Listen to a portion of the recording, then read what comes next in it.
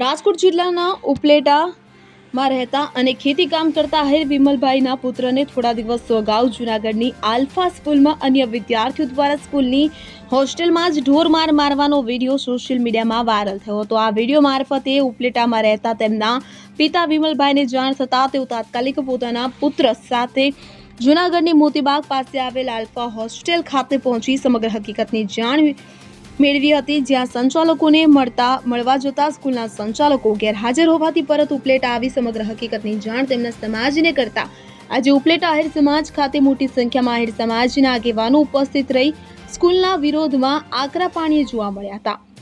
આ મીટિંગમાં આહિર સમાજ એકત્રિત થઈ અને સ્કૂલના સંચાલકો તેમજ વિદ્યાર્થીને માર મારનાર વ્યક્તિઓ ઉપર કડક પગલાં લેવા સમગ્ર આહિર સમાજ ઉપલેટામાં શનિવારના રોજ મોટી સંખ્યામાં ઉપસ્થિત રહી મામલતદારને આવેદનપત્ર આપી ત્યારબાદ જૂના કલેક્ટર કચેરી ખાતે આવેદનપત્ર આપી આ તમામ પ્રકરણમાં સામેલ લોકો પર કડક પગલાં લેવા રજૂઆત કરશે હોવાનું જણાવાયું હતું।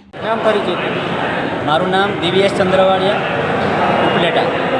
જૂનાગઢ મુકામે હોસ્ટેલમાં અમારા ગામના ધોરણ 12 સાયન્સમાં ભણતા વિદ્યાર્થી સાથે જે હોસ્ટેલના રૂમમાં અન્ય વિદ્યાર્થીઓ દ્વારા મારામારીની ગંભીર ઘટના બનેલી છે, જેમાં 4-5 વિદ્યાર્થીઓ એકસાથે ગાળાગાળી કરી અને વિદ્યાર્થીને બેફામ માર મારે છે।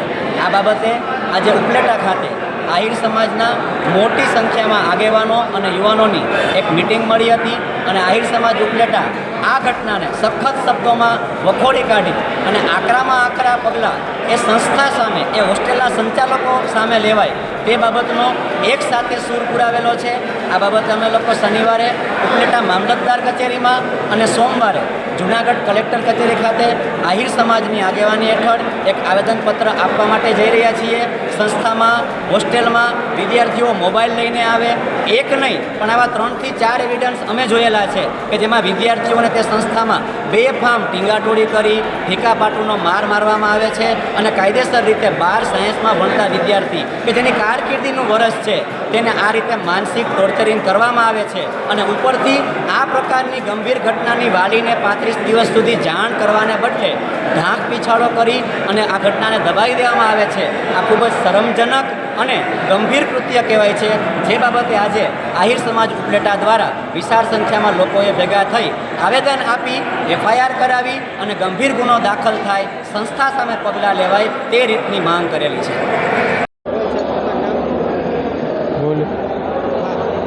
મારું નામ આહિર ચોચા વિમલભાઈ, હું ઉપલેટાનો વતની છું।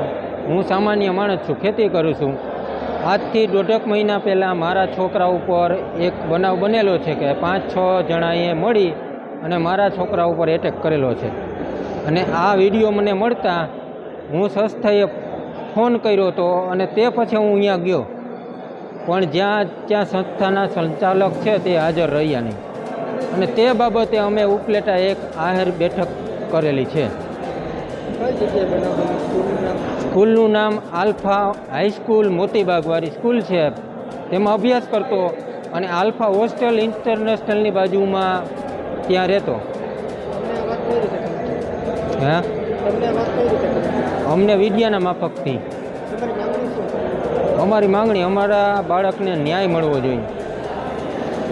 પૈસા કમાવાનો હક છે વેપારનો, પરંતુ માત્ર અત્યારના સંજોગોમાં જોઈએ તો આપણે દુઃખ થાય।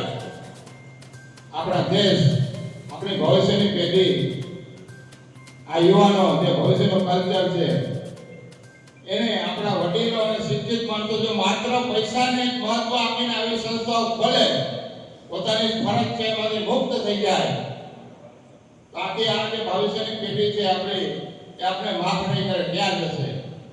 આપણા 7 સ્કૂલની અંદર પસંદગીનો માત્ર કંપાસ બોક્સની અંદર ફરી કરાવે છે।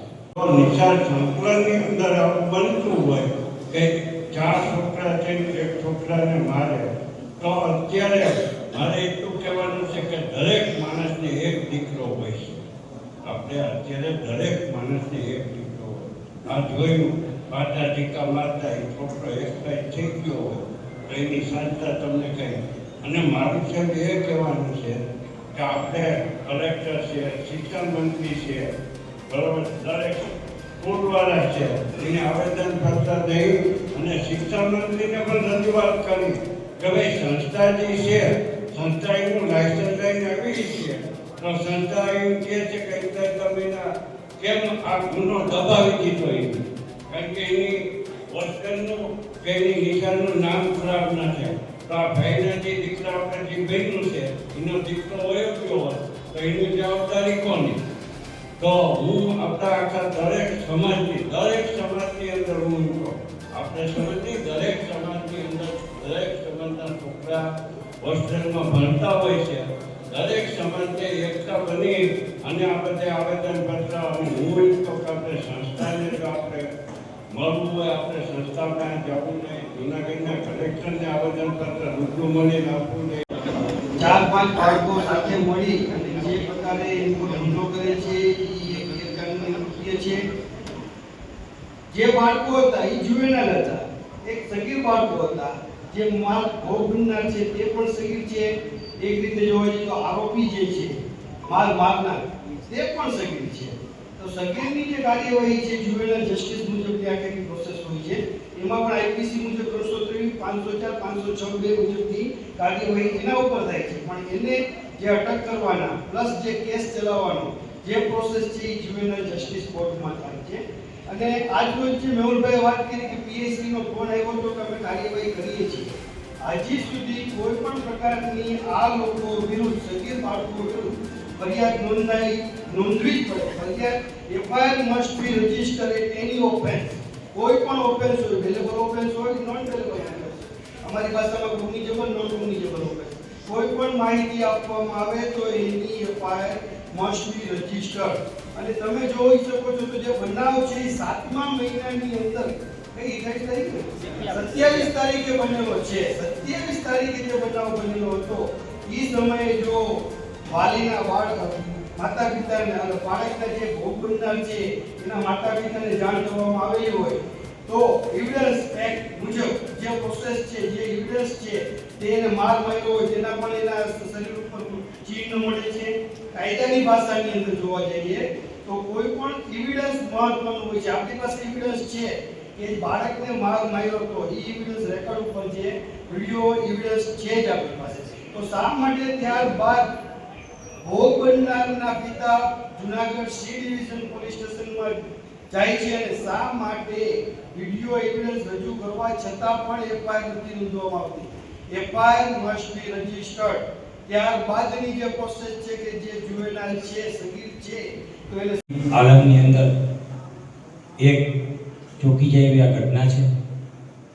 વિમલભાઈને અમે બપોરે હું મળ્યો એને વાત કરી કે કારણ કે આગળના દિવસે પેપરની અંદર ગોળ ગોળ બધી પ્રેસનો હતી સંદેશમાં એને આધારે ને સવારે આપણા આહિર સમાજ યુનિટીના ગ્રુપના મેસેજને કારણે કે ભાઈ ગઈની છે ઉપલેટામાં ઘટના, ઉપલેટાનો વિદ્યાર્થી છે તો આપણે એમને રૂબરૂ મળી અને એના મૂળ સુધી હકીકત શું છે એ જાણી. ત્યારે સંપૂર્ણ વિગત જાણ્યા પછી એટલો ખ્યાલ આવે છે કે આહિર સમાજ હોય કે અન્ય સમાજ હોય, હોસ્ટેલની અંદર ખૂબ મોટા પ્રમાણની અંદર વિદ્યાર્થીનીઓ હોય છે. ત્યારે આ પ્રકારના ગુનાહિત માનસ ધરાવતા હોસ્ટેલની અંદર વિદ્યાર્થી હોય છે.